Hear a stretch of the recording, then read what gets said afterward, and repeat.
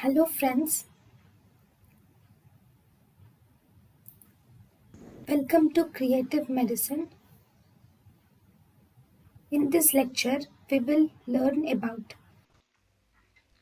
Vaginal prolapse. Vaginal prolapse can be of two types.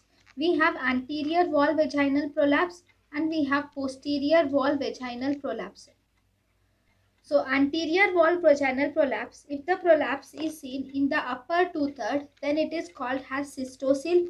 If the prolapse is seen in the lower one-third of anterior vaginal wall, then it is urethrocele. Posterior vaginal prolapse. In the posterior vaginal prolapse, if the prolapse is seen in the upper one-third, then it is enterocele. If the prolapse is seen in the middle one-third, then it is rectocele. If it is seen in the lower one-third, then it is laxed perineum. So, differentiating vaginal.